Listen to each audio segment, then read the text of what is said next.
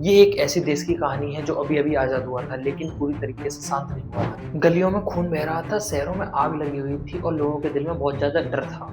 1947 के बाद का भारत एक सिर्फ देश नहीं था, ये एक टूटा हुआ परिवार था। इस देश में दो आदमी थे जो एक ही देश चाहते थे लेकिन अलग-अलग रास्तों से। मोहनदास करमचंद गांधी, एक पतला सा बूढ़ा, हाथ में लाठी, चेहरे पे शांति। उसके पास ना सेना थी ना सरकार की पावर, उसके पास थी सबसे डेंजरस चीज, सोच। गांधी मानता था हिंसा सिर्फ शरीर को मारती है लेकिन अहिंसा दिल को जीत लेती है। साउथ अफ्रीका से लेकर दांडी मार्च तक उसने दुनिया को दिखाया कि सच अकेला भी पूरे साम्राज्य को हिला सकता है। पर जब भारत आजाद हुआ गांधी खुश नहीं थे, क्योंकि आजादी के साथ पार्टीशन भी हुआ और पार्टीशन के साथ नफरत।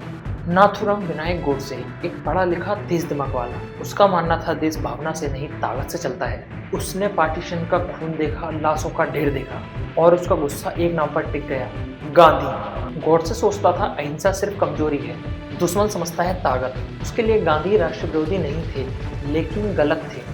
लेकिन जब कोई इंसान खुद को सही मान लेता है तो उसके लिए सारे दूसरे लोग गलत हो जाते हैं और वो किसी को सही नहीं मानता है। गांधी कहते थे कि मैं चाहता हूँ हिंदू और मुस्लिम एक ही थाली में खाना खाएं, लेकिन गोडसे मानते थे देश पहले अपना होता है, बाकी बाद में। गांधी के लिए देश एक माँ था और गोडसे के लिए देश एक किला। एक कहता था माफ कर दो, दूसरा कहता था सबक सिखाओ।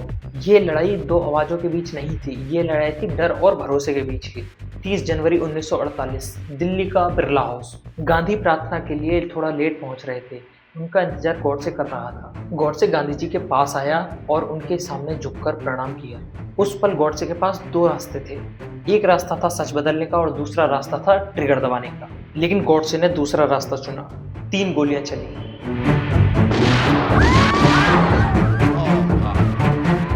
गांधी जी जमीन पर गिर पड़े और उनके मुंह से निकला, हे राम। पूरा भारत रो पड़ा। भजले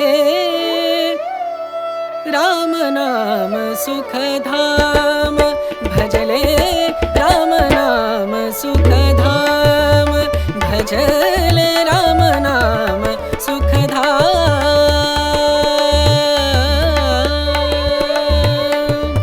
तेरा पूरन हो सब काम, तेरा पूरन हो सब काम, भजले राम नाम सुख धाम, भजले राम नाम सुख धाम।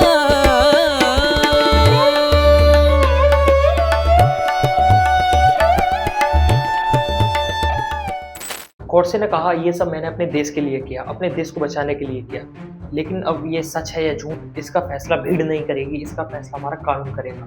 गोडसे को जेल में ले जाया गया, उसे कोर्ट में लाया गया। फिर सुनवाई की बारी आई तो जज ने कहा ये देश भावना से नहीं चलता, ये देश कानून से चलता है।